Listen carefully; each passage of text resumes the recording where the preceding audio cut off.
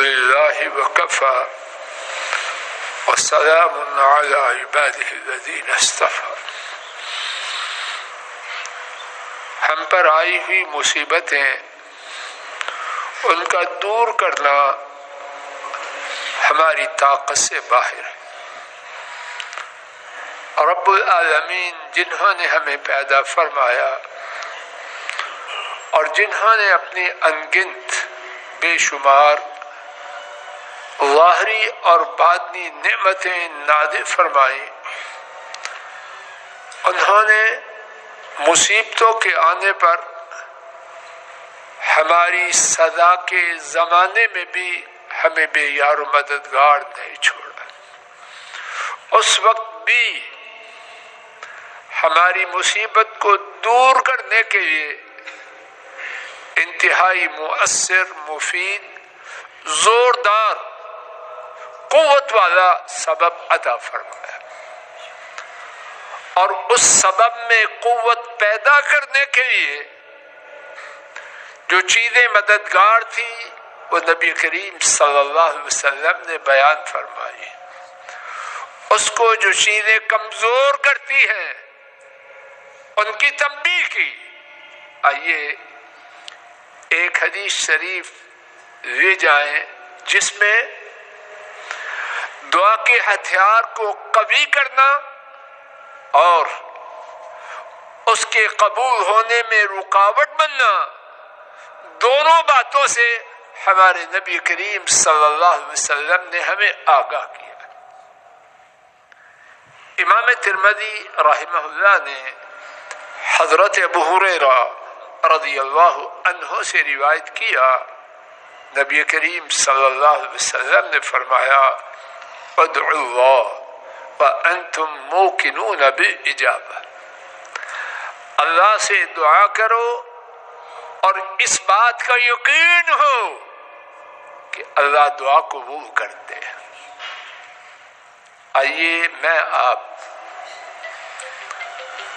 اس بات کے لیے جد و جہد کریں، کوشش کریں، اہتمام کریں کہ دعا مانگتے ہوئے یقین رکھنا ہے کہ میرا اور آپ کا رب ہماری دعا قبول کرے۔ اور اللہ پاک کو یہ بات پسند نہیں کہ بندہ ان کے بارے میں گمان کرے کہ میرے رب میری دعا قبول کریں گے اور وہ اس کے گمان کو توڑ دے۔ اپنے اندر میں آپ یہ یقین پیدا کریں، جس رب نے ہاتھ اٹھانے کی توفیق دی ہے اسی لیے دی ہے کہ انہوں نے قبول فرمانا۔ یقین یقین یقین۔ اور اسی حدیث میں ایک بات سے تنبیہ بھی کی کہ جب وہ ہوگی دعا قبول نہیں ہوگی۔ کتنے خیر خواہ ہیں دعا کو قبول کرنے کی بات بتلانے والے اور دعا کو رد کروانے والی بات سے روکنے والے۔ وَاعْلَمُوا أَنَّ اللَّهَ لَا يَسْتَجِيبُ دُعَاءً مِّن قَلْبٍ لَاهٍ غَافِلٍ۔ اور یاد کر لو، جان لو، نوٹ کر لو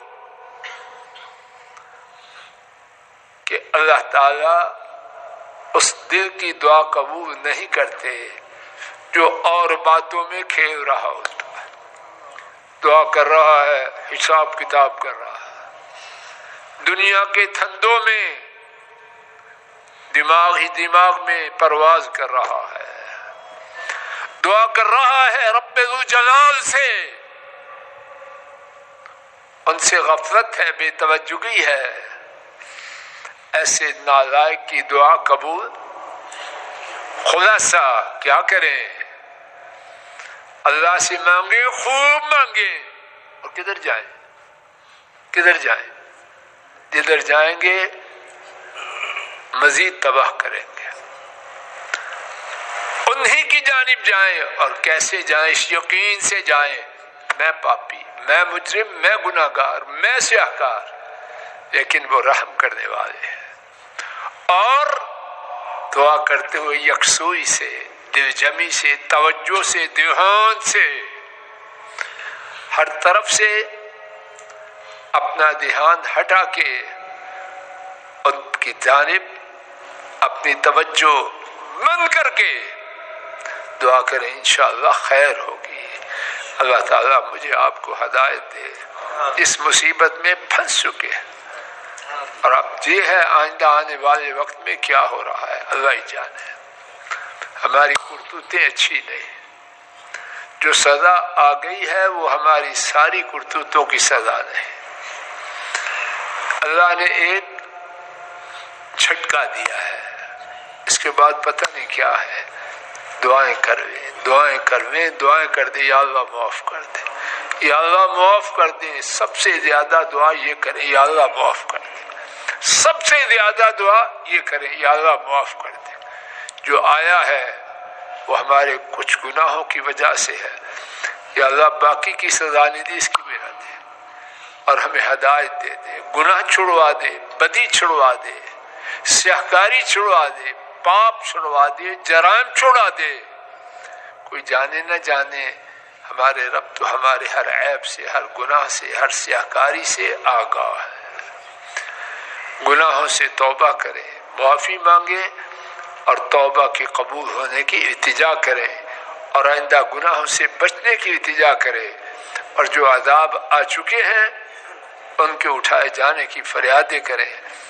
اے اللہ، جو مصیبت آ چکی ہے یقیناً ہم ظالم ہیں، آپ ظالم نہیں، اس مصیبت کو اٹھا دیجیے اور ہمیں معاف کر دیجیے۔ جو گناہ ہو چکے وہ بچا لیجیے، بچا لیجیے کہ ہیں ان کے اٹھائے جانے کی فریادیں کریں۔ اے اللہ، جو مصیبت آ چکی ہے یقیناً ہم ظالم ہیں، آپ ظالم نہیں، اس مصیبت کو اٹھا دیجیے اور ہمیں معاف کر دیجیے۔ جو گناہ ہو چکے وہ معاف کر دیجیے، جو آئندہ کرنے ہیں ان سے بچا لیجیے، بچا لیجیے، بچا لیجیے۔ وصلی اللہ تعالی علی خیر خلقہ وعلی آلہ واصحابہ واہل بیتہ واتباعہ الی یوم الدین، آمین یا رب۔